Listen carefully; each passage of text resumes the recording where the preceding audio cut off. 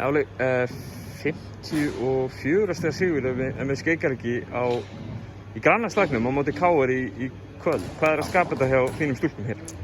Mættu bara með þess að við mæta einbeittar til leiks og við tölum mikið það að við svo sem vitum ekkert hvenær körfubolti verður tekinn af okkur aftur eða hvort það gerist og ætlum að reyna að njóta þess að vera og spila og á meðan við getum. Þannig að þá voru allar gíraðir í þetta og hlökku allar til að spila og ég held að það er svolítið svona sett tón í dag. Já, nú er þetta, ég meina þau mæti alveg brjálaðar til leiks, ég meina þetta er 26 stiga munur strax eftir fyrsta leikluta. Var lagt upp með þetta að reyna að drepa þetta bara snemma? Já, við ætlum náttúrulega að byrja krafti varnarlega og við vorum búin að tala um það fyrir leikina, við ætlum að gefa fyrsta haukið og setja statement strax í fyrsta leikluta og það tókst. Já, nú er þetta, eins og ég var að ræða við þjálfara KR, verið margt skrítið tímabil. Hvernig hefur gengið að halda upp móral í skrítnum æfingum og fleiru núna síðustu vikur? Þetta er náttúrulega búið að vera ótrúlega skrítið og mér finnst nú alveg bara stelpurnar geggjaðar í að halda góðum móral og halda í góðaskapi sko. Þetta er búið að vera skrítið og erfitt og langt og það veit enginn hvort það klárist eða ekki, þannig að maður tekur bara hattinn ofan fyrir þeim sko. Það eru hrikalega góðir í þessu og passa upp á þetta og við bara vonandi fáum að klára þetta alltaf. Já, nú er stutt á milli leikja, svona hálfgerð fram og það var að klára þetta núna bara á 2-3 vikum. Já.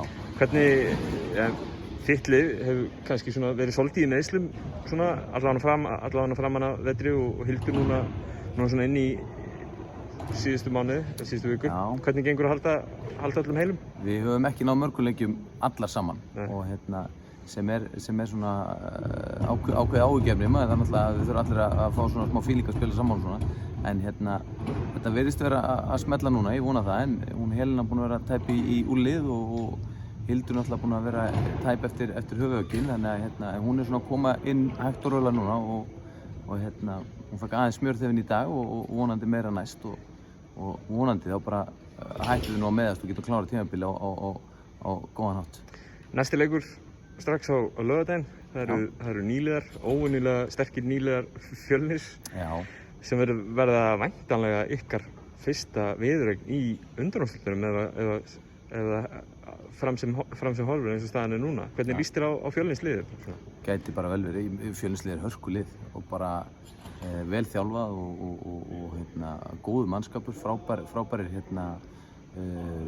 útlendingar í liðinu og íslensku stelpurnar þær fitta vel inn í með sko og náttúrulega þekkjast vel og búin að spila lengi saman, þannig að þetta Fjölnislið og svo náttúrulega var Sigrún að bætast við, þannig að þetta Fjölnislið er hörkulið, þetta verður hörkuleikur á laugardaginn og okkur hlakka mikið til. Hvað gerir þú til að ná liðinu niður eftir 50 og eitthvað stressir?